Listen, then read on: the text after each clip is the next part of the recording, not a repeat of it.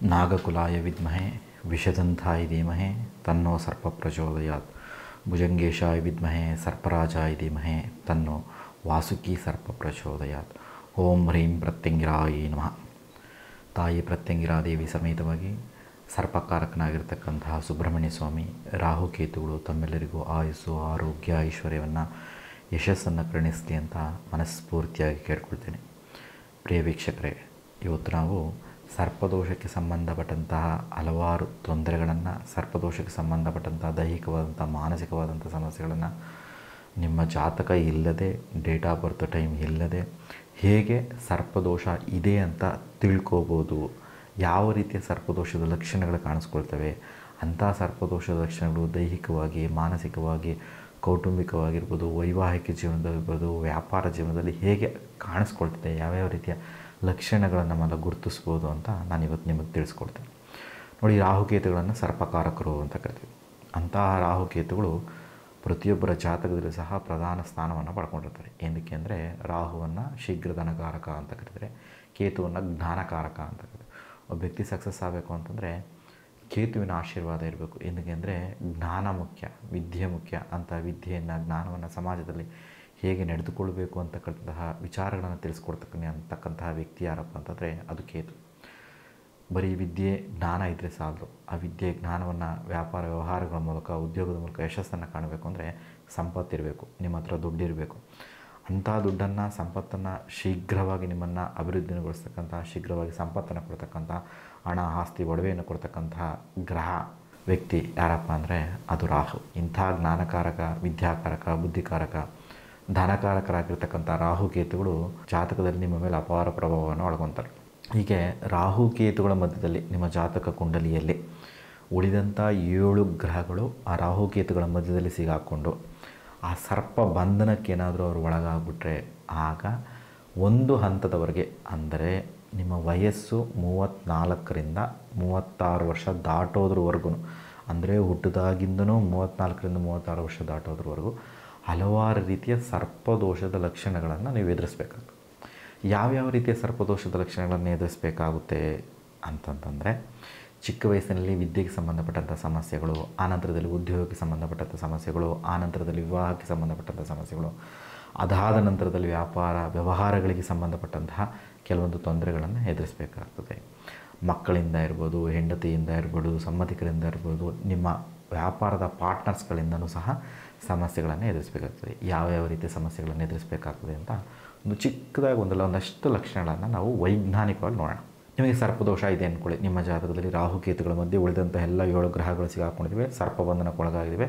ಯಾರೋ ಜ್ಯೋತಿಷಿಗಳಾಗಿರ್ಬೋದು, ತಿಳಿತಕ್ಕಂತಹ ಜ್ಞಾನಿಗಳಾಗಿರ್ಬೋದು, ನಿಮಗೆ ಸರ್ಪದೋಷ ಇದೆ ಅಂತ ಹೇಳಿದರೆ ನಿಮ್ಮನ್ನು ನೀವೇ ಪರೀಕ್ಷೆ ಮಾಡ್ಕೋಬೋದು. ಹೌದು, ನನಗಿದೆಯಾ ಸರ್ಪದೋಷ ಅಂತ ಪರೀಕ್ಷೆಯನ್ನು ಮಾಡ್ಕೊಳ್ಳೋದೇ ಆದರೆ ಅತ್ಯಂತ ಚಿಕ್ಕ ವಯಸ್ಸಿನಲ್ಲಿ, ಅಂದರೆ ಚಿಕ್ಕ ವಯಸ್ಸು, ಒಂದು 1ನೇ ಕ್ಲಾಸ್ನ, ಒಂದು 10ನೇ ಕ್ಲಾಸ್ ಒಳಗಡೆ ತಂದೆ ತಾಯಿ ಪ್ರೀತಿಯಿಂದ ನೀವು ಬೇರ್ಪಟ್ಟು ಎಲ್ಲ ಒಂದು ಹಾಸ್ಟೆಲಲ್ಲಿ ಓದಿದ್ದೀರಾ ಅಂತಂದರೆ ಅಲ್ಲಿ ಊಟಕ್ಕೆ ಇರ್ಬೋದು, ವಿದ್ಯೆಗಿರ್ಬೋದು, ಅಲ್ಲಿರ್ತಕ್ಕಂಥ ಪರಿಸ್ಥಿತಿಗಳಲ್ಲಿ ನಿಮ್ಮ ಸುಖಭೋಗಗಳಿಗಿರ್ಬೋದು, ನಿದ್ರೆಗಿರ್ಬೋದು ತೊಂದರೆಗಳನ್ನು ಎದುರಿಸಿದ್ರೆ ಅಂದರೆ ನೀವು ನಿಮ್ಮ ಜಾತಕದಲ್ಲಿ ಸರ್ಪದೋಷ ಇದೆ ಅಂತ. ಅಂದರೆ ಬಾಲ್ಯದಲ್ಲಿಯೇ ತಂದೆ ತಾಯಿ ಪ್ರೀತಿಯನ್ನು ಪಡ್ಕೊಳ್ಳದೆ ಆ ತಂದೆ ತಾಯಿ ಪ್ರೀತಿಯಿಂದ ದೂರವಾಗಿ ಯಾರ್ಯಾರು ಬದುಕ್ತಾರೋ ಅಂಥವ್ರ ಮೇಲೆ ಈ ಸರ್ಪದೋಷದ ಲಕ್ಷಣ ಇರ್ತದೆ.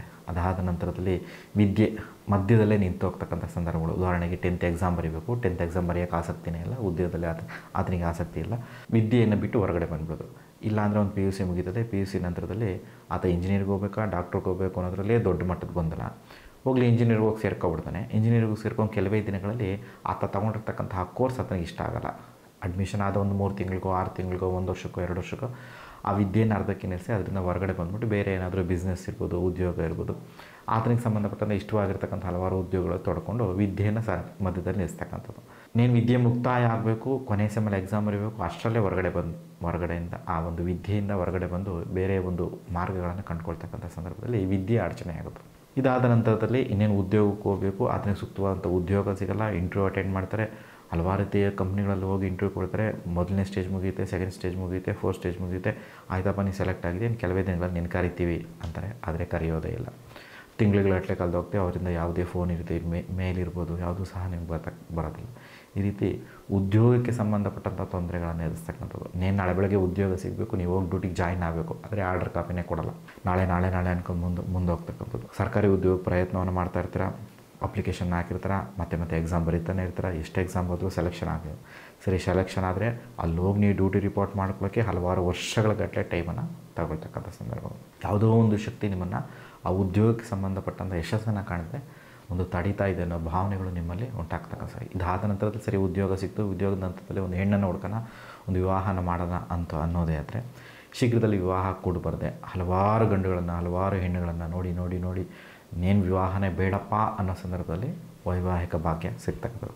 ತಾಯಿ ಒಪ್ಪಿದ್ರೆ ತಂದೆ ಒಪ್ಪಲ್ಲ, ತಂದೆ ಒಪ್ಪಿದ್ರೆ ತಾಯಿ ಒಪ್ಪಲ್ಲ, ತಂದೆ ತಾಯಿ ಒಪ್ಪಿದ್ರೆ ಚಿಕ್ಕಪ್ಪ ದೊಡ್ಡಪ್ಪ ಒಪ್ಪಲ್ಲ, ಚಿಕ್ಕಪ್ಪ ದೊಡ್ಡಪ್ಪ ಅಂದರೆ ಮಾವನೋ ಸೋದರ ಮಾವನೋ ಯಾರೋ ನಿಮ್ಮ ಅಕ್ಕದ ಮನೆಯೋ ಪಕ್ಕದ ಮನೆಯೋ ನಿಮಗೆ ಯಾವುದಾದ್ರೂ ನಕಾರಾತ್ಮಕ ರೀತಿಯಲ್ಲಿ ಒಂದು ಸಲಹೆಗಳನ್ನು ಕೊಟ್ಟು ಆ ಒಂದು ಇನ್ನೇನು ವಿವಾಹ ಆಗಬೇಕು ಅಂತ ಸಂದರ್ಭದಲ್ಲಿ ಅದನ್ನು ಕೆಡಿಸ್ತಕ್ಕಂಥ ಸನ್ನಿವೇಶಗಳು ಉಂಟಾಗ್ತದೆ. ಎಲ್ಲ ವಿವಾಹ ನಿಮ್ಗೆ ಸೆಟ್ ಆಯಿತು ಅಂದರೆ ನಿಮ್ಮ ಶತ್ರುಗಳೇ ನಿಮ್ಮ ವಿವಾಹವನ್ನು ಕೆಡಿಸ್ತಕ್ಕಂಥ ಸಂದರ್ಭ. ಈ ರೀತಿ ವೈವಾಹಿಕ ಜೀವನಕ್ಕೆ ಸಂಬಂಧಪಟ್ಟಂಥ ನಿಧಾನವಾದಂಥ ರೀತಿಯಲ್ಲಿ ವಿವಾಹ ಕೂಡಿಬಂದು ಅದಾದ ನಂತರದಲ್ಲೂ ಸಹ ಗಂಡ ಹೆಂಡತಿರುವೆ ಮನಸ್ತಾಪ, ಕೋಪ, ಭಿನ್ನಾಭಿಪ್ರಾಯ, ಜಗಳ, ಕೋರ್ಟು ಕಚೇರಿ, ವ್ಯಾಜ್ಯ, ಪೊಲೀಸ್ ಸ್ಟೇಷನ್ ರೀತಿ ಹಲವಾರು ಸಮಸ್ಯೆಗಳನ್ನು ಎದುರಿಸ್ತಕ್ಕಂಥ ಸನ್ನಿವೇಶಗಳು.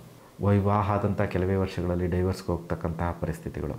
ಗಂಡ ಹೆಂಡತಿ ಡೈಲಿ ಜಗಳಾಡೋದು, ಡೈಲಿ ಮನಸ್ತಾಪ, ಡೈಲಿ ಕೋಪ, ಈ ರೀತಿ ವೈವಾಹಿಕ ಜೀವನವೇ ಕಿರಿಕಿರಿ, ಒಂದು ವೈವಾಹಿಕ ಜೀವನವೇ ಬೇಡಪ್ಪ ಅನ್ನೋ ಮಟ್ಟಿಗೆ ಸಫರ್ ಪಡ್ತಕ್ಕಂಥದ್ದು. ಇದಾದ ನಂತರದಲ್ಲಿ ಸಂತಾನವಾಗ್ತಕ್ಕಂಥ ಸಂದರ್ಭದಲ್ಲಿ ಪದೇ ಅಬಾರ್ಷನ್ ಆಗ್ತಕ್ಕಂಥ ವಿಚಾರಗಳಿರ್ಬೋದು. ಅಬಾರ್ಷನ್ ಸಂದರ್ಭಗಳಲ್ಲಿ ಹಲವಾರು ರೀತಿಯಲ್ಲಿ ಅನಾರೋಗ್ಯ ಸಮಸ್ಯೆಗಳನ್ನು ಎದುರಿಸ್ತಕ್ಕಂಥ ಸಂದರ್ಭಗಳು, ಮಂತ್ಲಿ ಡೇಟ್ ವೇರಿಯೇಷನ್ಸ್ ಆಗ್ತಕ್ಕಂಥ ಸಂದರ್ಭಗಳಿರ್ಬೋದು. ಚರ್ಮಕ್ಕೆ ಸಂಬಂಧಪಟ್ಟಂಥ ಅನಾರೋಗ್ಯ ಸಮಸ್ಯೆಗಳು, ಮೂಳೆಗಳಿಗೆ ಸಂಬಂಧಪಟ್ಟಂಥ ಅನಾರೋಗ್ಯ ಸಮಸ್ಯೆಗಳು, ತೊನ್ನಿರ್ಬೋದು, ಸರ್ಪಸುತ್ತಿರ್ಬೋದು, ಈ ರೀತಿ ಹಲವಾರು ಸಮಸ್ಯೆಗಳನ್ನು ಚರ್ಮಕ್ಕೆ ಮತ್ತು ಹೃದಯಕ್ಕೆ ಸಂಬಂಧಪಟ್ಟಂಥ ಸಮಸ್ಯೆಗಳನ್ನು ಎದುರಿಸ್ತಕ್ಕಂಥ, ಬಲಗಣ್ಣು ಎಡಗಣಿಗೆ ಸಂಬಂಧಪಟ್ಟಂಥ ಸಮಸ್ಯೆಗಳನ್ನು ಎದುರಿಸ್ತಕ್ಕಂಥ ಸನ್ನಿವೇಶಗಳು, ತಾಯಿಯ ತಂದೆಗೆ ಸಂಬಂಧಪಟ್ಟಂಥ ಆಸ್ತಿಗೆ ಸಂಬಂಧಪಟ್ಟಂಥ ಸಮಸ್ಯೆಗಳನ್ನು ಎದುರಿಸ್ತಕ್ಕಂಥದ್ದು, ತಂದೆ ತಾಯಿಗೆ ಸಂಬಂಧಪಟ್ಟಂಥ ಆಸ್ತಿಗೆ ಸಂಬಂಧಪಟ್ಟಂತೆ ಕೋರ್ಟು ಕಚೇರಿ ವ್ಯಾಜ್ಯದ ಸಮಸ್ಯೆಗಳನ್ನು ಎದುರಿಸಿ, ಅಣ್ಣ ತಮ್ಮಂದರು ಅಕ್ಕ ತಂಗಿಯರ ನಡುವೆ ಭಿನ್ನಾಭಿಪ್ರಾಯಗಳು ಕಂಡು ಪದೇ ಕೋರ್ಟು ಕಚೇರಿ ವ್ಯಾಜ್ಯದ ಸಮಸ್ಯೆಯಲ್ಲಿ ಸಿಗಾಕೊಂಡು ಇರ್ತಕ್ಕಂಥ ಸಂಪತ್ತನ್ನೆಲ್ಲ ಅಲ್ಲಿ ಕಳ್ಕೊಳ್ತಕ್ಕಂಥ ಸಂದರ್ಭಗಳು. ಅಥವಾ ನಿಮ್ಮ ಹತ್ರ ಒಂದು ಭೂಮಿ ಇದೆ, ಆ ಭೂಮಿಯನ್ನು ಮಾರಾಟ ಮಾಡೋಕ್ಕೆ ಹೋಗ್ತೀರಾ, ಆದರೆ ಮಾರಾಟನೇ ಆಗಲ್ಲ. ಮಾರಾಟ ಮಾಡಬೇಕು, ನಾಳೆ ರಿಜಿಸ್ಟ್ರೇಷನ್ ಆಗಬೇಕು, ಆದರೆ ರಿಜಿಸ್ಟ್ರೇಷನೇ ಆಗಲ್ಲ. ಇಂತಹ ಸಂದರ್ಭಗಳನ್ನು ಎದುರಿಸ್ತಕ್ಕಂಥ ಸನ್ನಿವೇಶ ಇರ್ಬೋದು.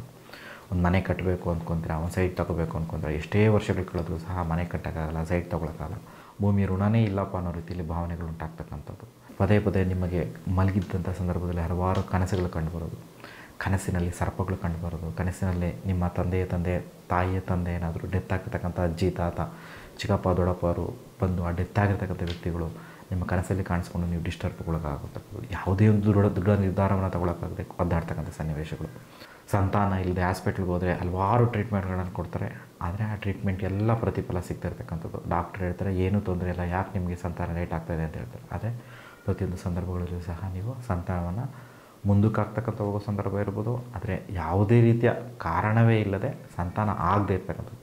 ಸಂತಾನ ಆಯಿತು ಅಂತಂದರೆ ಹುಡ್ತಕ್ಕಂಥ ಮಕ್ಕಳು ಅಂಗವಿಕಲ ಮಕ್ಕಳು ಹುಡ್ತಕ್ಕಂಥ ಸಂದರ್ಭಗಳು. ಅದು ಹಲವಾರು ಲಕ್ಷಣಗಳನ್ನು ನಾವು ನೋಡ್ಬೋದು. ಒಂದು ಬಿಸ್ನೆಸ್ಗೆ ಹೋಗೋಣ ಅಂತಂದರೆ ಬಿಸ್ನೆಸ್ಸಲ್ಲಿ ಪಾರ್ಟ್ನರ್ಶಿಪ್ಪಿಂದ ಮೋಸ ಆಗ್ತಕ್ಕಂಥದ್ದು, ನಮ್ಮದವರೇ ನಮಗೆ ಮೋಸ ಮಾಡ್ತಕ್ಕಂಥ ಸನ್ನಿವೇಶಗಳು ಇರ್ಬೋದು.